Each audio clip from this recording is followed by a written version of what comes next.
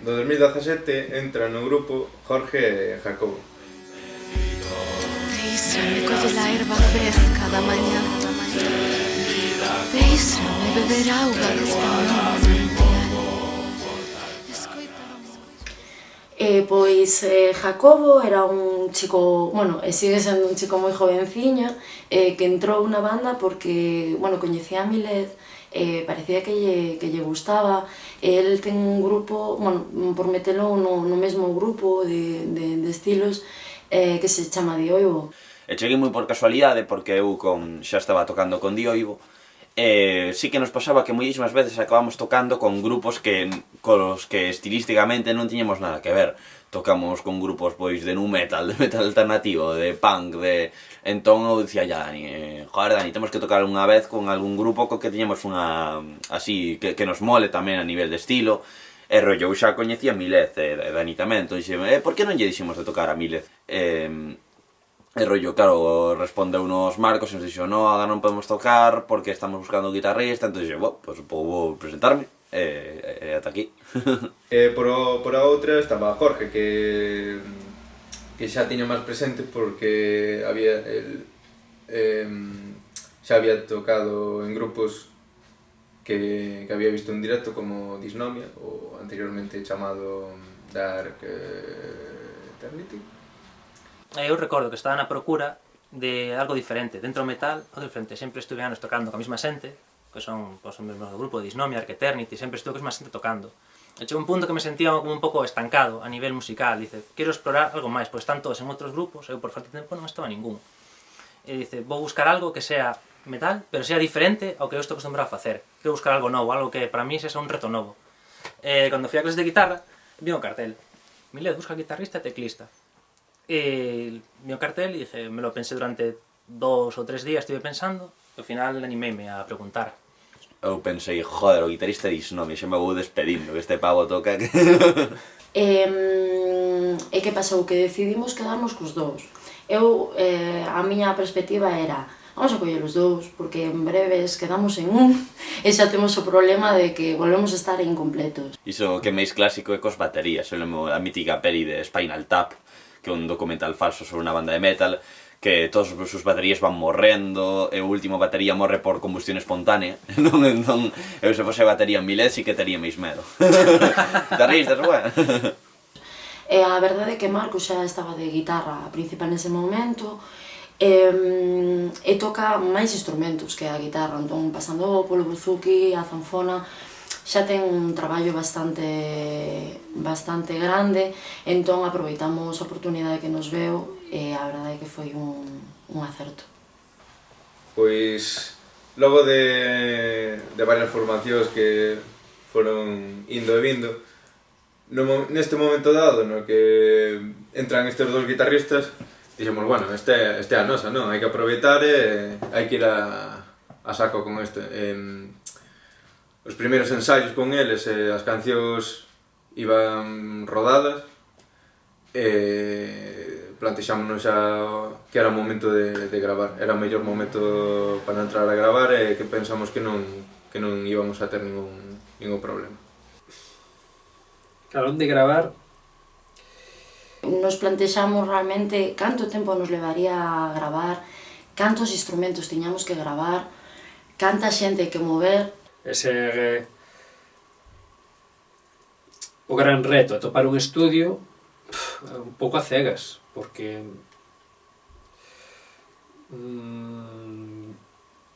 mesturar instrumentos acústicos, folk e moitísima instrumentación sobre todo iso. Se creo que foi demasiado pretenciosa a instrumentación do disco. Foi un disco moi ambicioso. Demasiado. Non creo que exista en termos artísticos eso. Existe o que queres obter, e se o que queres obter implica eso, logo está ben. Con un metal que pretendes que sea pesado, que dé a súa dosis de caña, porque ao final hai moito riff, hai moito... Era complexo.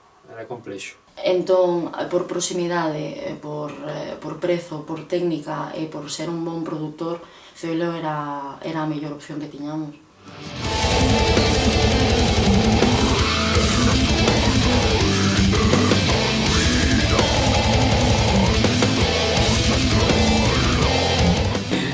Eu levaba tempo seguindo os traballos de Zoilo, cando gravaron Iron Hunter, que o grupo Némesis do noso querido Alex Opirolas, cando estaban grabando poden ir ao estudio, estaban con el, estaban con Zoilo, coñecín a Zoilo, me gustou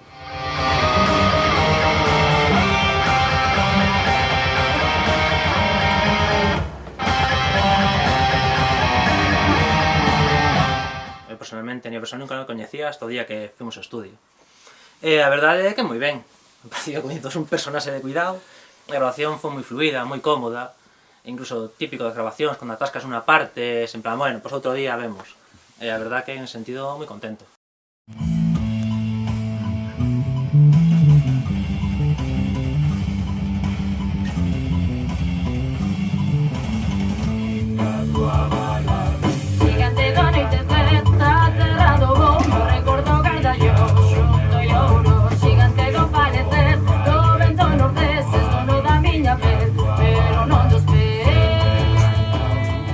Aparte, Zoilo, como ten unha forma bastante peculiar de falar, pois nunca sabes o que te está intentando transmitir. Eu lembro, por exemplo, que remataba a tocar unha cousa e le decía fuck! E to, joder, o fixen fatal, repito, non, fuck de ben. Non sei que, entón, tens que adaptarte á súa jerga, de que cando te llama Gallardo, pois podes un comodín que pode significar unha serie de cousas. Hai que acostumarte á linguaxe de Zoilo.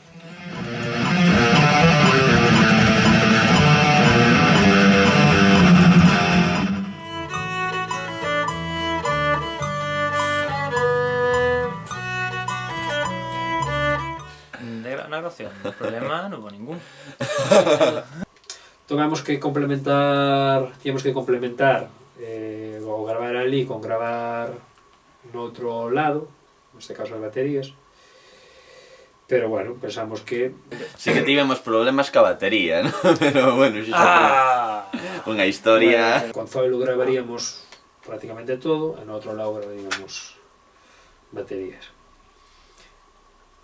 Foi quizá a peor decisión que fixemos con respecto ao disco.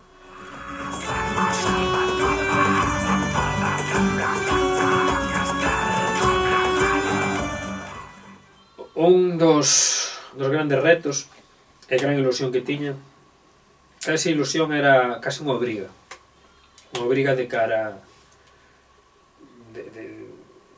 de cara a Vilez, de cara ao que pretendíamos o que soñáramos había anos, que era a de facer unha proposta máis pura posible.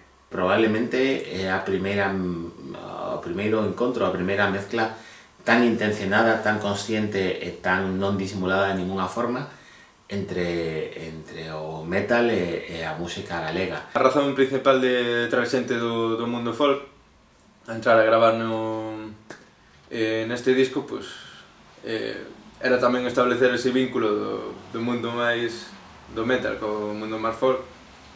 É unha mezcla extrema en moitos sentidos que a mí me sorprende que en Paste tamén, me sorprende moitísimo. Penso que aí precisamente está o carácter, está o punto diferenciador. É un disco no que eu escoito dende o minuto 1, escoito metal e estou segurísimo de que ese metal é galego. Por sorte, tiñamos xente de Mao, porque coñecemos a varias persoas que quixeron colaborar con nós, que o curioso é que sempre pensamos que distamos moito polos estilos e que cada un se cerra o seu mundo, e realmente levámonos unha sorpresa pola implicación que tiveron os membros do mundo do folk. Aportaron ideas propias respecto á súa participación, foi crucial. Sobre todo cando venían ao ensayo a aplicar as ideas que tiñan e a traballarlas aquí, eso é verdad, chapó por eles. E bueno, si tiñamos algunha xente de man, como é o caso de Xulio.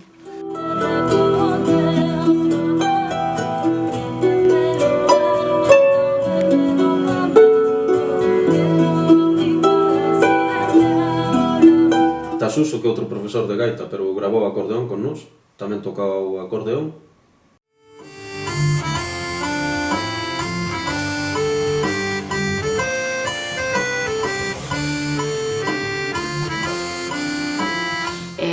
Estivo Xulia coa percusión, que é unha compañera do meu instituto.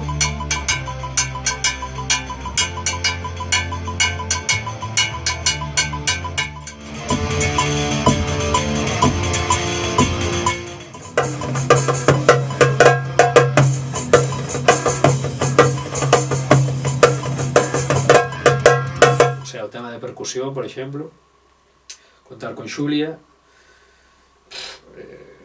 o sea, era un auténtico, non sei, unha pasada, non? Con alguén que tan importante dentro da música tradicional.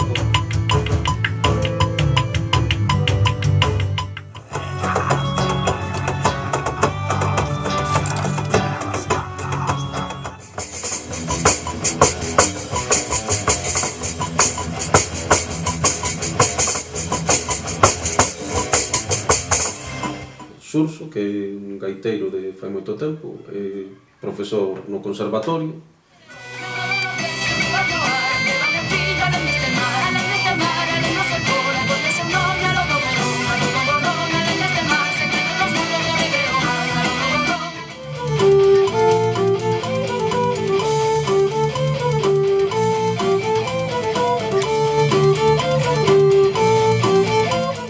Gravou Harry Price, que tocan moitos, é alguén que está no folk fai moito tempo e tocan varios grupos.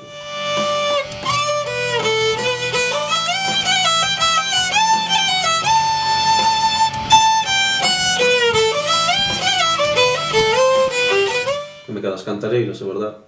Foron as primeiras en propoñer melloras, en conseguir un obxectivo e fixolles moita ilusión pertencer a este disco. Están moi ilusionadas, o parecer.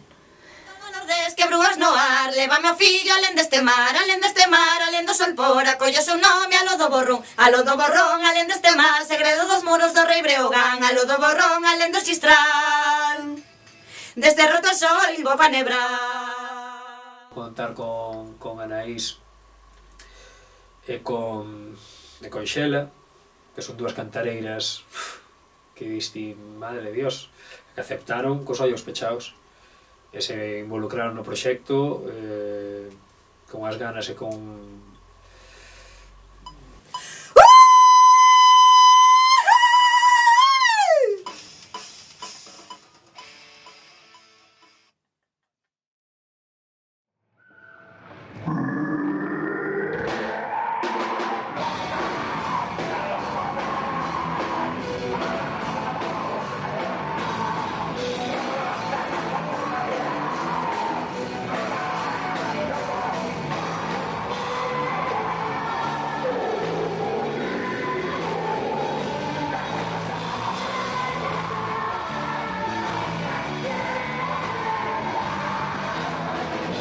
Concerto de Iberia, a mí foi brutal. Pensar se tiñamos un gafe, por eso de que estamos outra vez en batería, bueno, polo que desde que xusto cando temos un festival principio importante. Vale, non temos batería, hai que buscar unha solución. Por sorte, dimos con unha persona de verdad moi profesional que é Adrián. Tocar con bandas como Skyclad, Cruachan, Rotting Christ, Hell, pues acojona bastante. Tamén acojona pero a vez motiva, non? Poder contar nese cartel.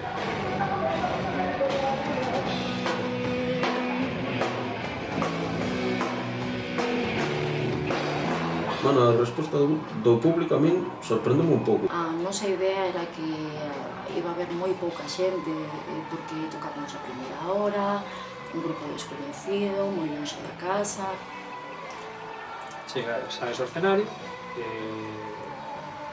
claro, cando ves que o público non son 4 ou 5, son bastantes máis, e cando ves que ese público que hai feeling. Eu non entendía eso do que decían moitos músicos que ese feeling que se crea entre público e músicos hasta ese concerto.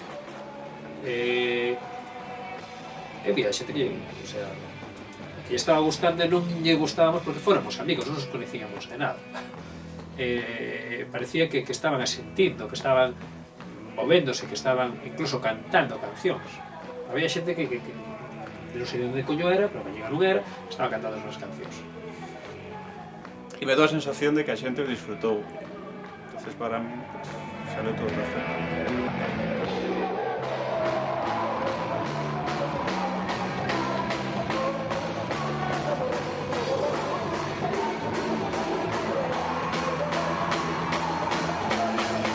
Concerto espectacular, pero creo que a sensación que se levou a xente é que estaban vendo un tipo de música distinto a todo o que estamos acostumbrados na escena do mal chamado folk metal.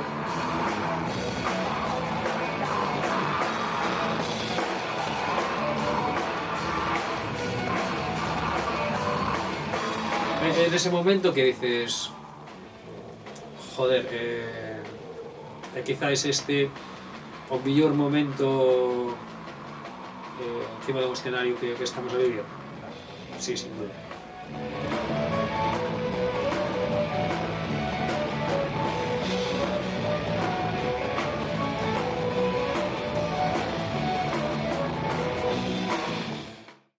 Despois do Iberian, algo así como 3 semanas despois, algo así, foi Autumn Alive.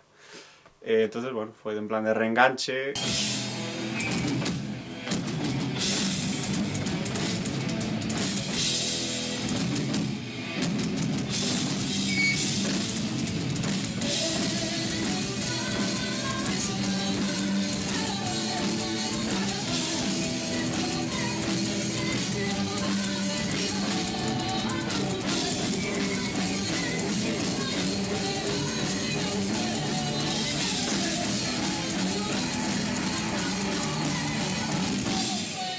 Por fin estamos en marcha tocando, pouco durou o frenesí de concertos, pero non, a verdade é que estuvo bueno.